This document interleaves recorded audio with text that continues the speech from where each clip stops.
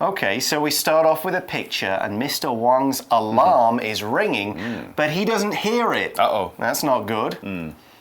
Absolutely not. So, Mrs. Wang, being the loving wife of Mr. Wang, wants to make sure that he's going to wake up because obviously the alarm clock is ringing. So she says, honey, honey, all right? She's calling him this sweet, tender name that she sometimes calls him instead of using his name or calling him something strange like Mr. Wang. Yeah. She calls him honey, sweetie. Something like honey that. pie. So, but here we go now with the dogs. This is what's happening in the dogs' heads. Cheese is thinking, oh no, is he okay? Interesting. So the dogs, of course, aren't speaking. They don't understand. They're dogs, but we're sort of imagining we can read their minds, read what they are actually thinking, but not saying. And then Mac responds to Cheese and says, let me pull his t-shirt.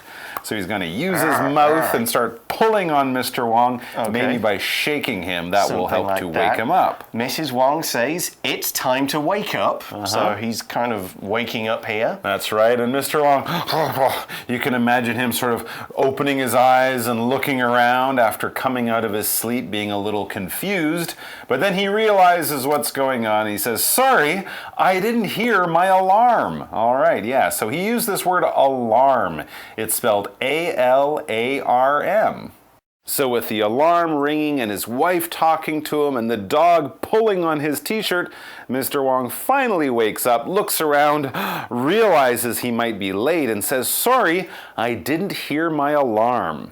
So by alarm, we mean an alarm clock, okay? Alarm is a warning sound, or it's a machine or device that makes a sound to tell people something, in this case to tell you it's time to get up. Yeah, absolutely. We often set alarms for important things, right? That we don't want to miss or don't want to mess up. And then Cheese is seeing Mr. Wang finally starting to move and wake up, and Cheese thinks, thank goodness you saved the day. Okay, if good job, Mac. Absolutely, yes. Mac did a good job of waking up Mr. Wang. He really did save the day. If you save the day, basically you do something that saves a bad situation from happening. Often it happens at the last minute. Often in movies, for example, the hero will come in and put out the bomb or beat up the bad guy or rescue the people right at the very end of the film, right before the great danger will happen. Phew, they saved the day. They're a big hero.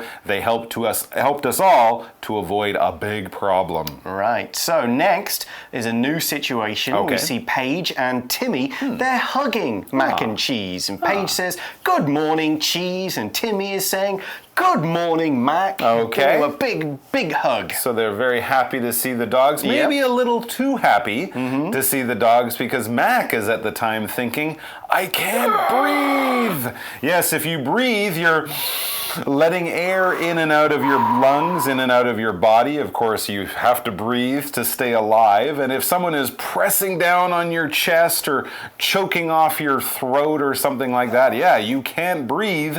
That could be a dangerous or at least uncomfortable feeling. Yeah, and Cheese is even thinking, are they trying to kill us with their squeezing hugs? Now this word kill, K-I-L-L, kill, is our first word power word, so let's find out what it means. To kill is to make a person or animal die.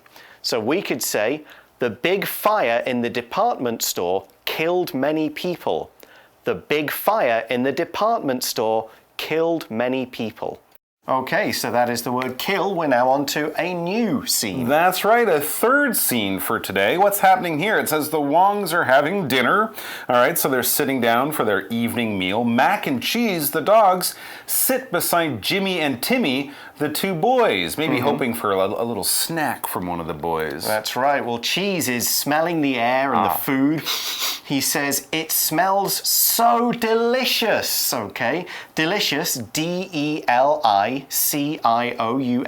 Delicious is our next word power word. So let's take a look at it. Delicious means very pleasant to taste or smell. For example, Mom cooked a really delicious dinner for us today. Mom cooked a really delicious dinner for us today. All right, well, Mac, the other dog, might agree with Cheese that the food smells really good, but Mac's got some advice. He says, yes, but that food is not for us. That's human food, not dog food. Okay, well, Cheese is still hopeful. He thinks maybe they'll drop something today, and then they can eat it. And the boys are probably really messy eaters, right? Yeah, you know it. It's more likely they'll drop something. Drop is our next word power word. It's spelled D-R-O-P, drop. Let's find out more about that right now. Drop, yes, it's a verb, and it's a regular verb, so ed is the normal ending. What is to drop? To drop something is to be holding it and then let it go so that it falls, so that gravity pulls it down towards the ground. If you're holding a ball and you drop it, well, that's okay. It will probably bounce. But if you're holding something like a smartphone or a cup of coffee in your hand, you don't want to drop that. You don't want to let it go and allow it to fall down to the ground. The example sentence reads, Yvonne is angry because she dropped her phone and it broke. Yvonne is angry because she dropped her phone and it broke.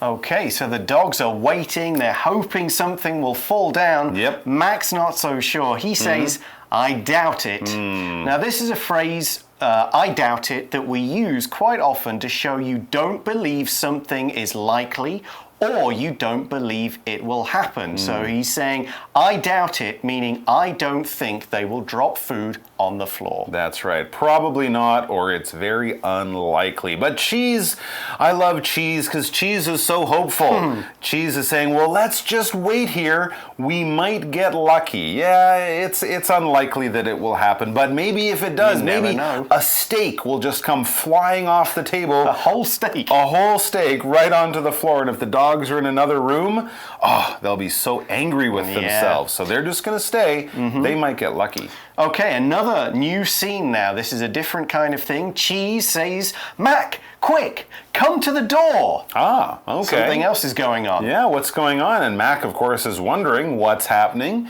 So Mac is thinking, are they leaving us here again? Yes, when people leave the home to go to the shops or go out to see a movie, dogs might be confused, right? Maybe they're leaving us here for a very long time. Leave is spelled L-E-A-V-E.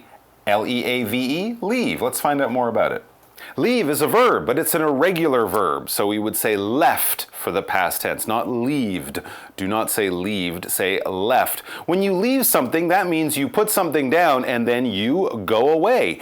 It stays there, but you are no longer there with it. You have gone to another place. For example, if you're driving your car, you can't drive your car into the movie theater or the supermarket. You have to park your car, leave it there. You walk away to the movie theater, to the building you're going to, and then hopefully your car will be there when you come back because you left your car there. You leave it there while you go off and do something else. For example, Billy left his homework at school, so he can't finish it tonight. Billy left his homework at school, so he can't finish it tonight.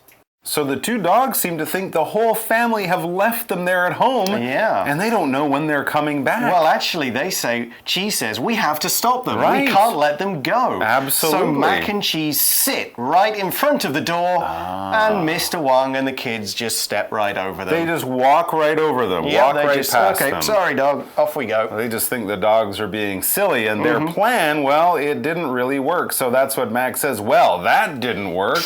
We tried to stand here and stop them, but they just left anyways. Here we're using work as a verb, okay? So it's not like a job, like we would use it as a noun. If something works, that means it goes the way you want it to. It happens the way you had planned. Everything is fine. You thought this is what would go on, and that's exactly what goes on. Everything worked out. Your plan worked. Okay, Cheese tries to calm Mac down. He says, it's okay, Mom and Grandpa are still at home. But if you look at the picture, you can see Mrs. Wang and Grandpa are putting on their shoes to get ready to leave. Uh-oh, and Mac is really worried now, and he says, no, they're leaving too.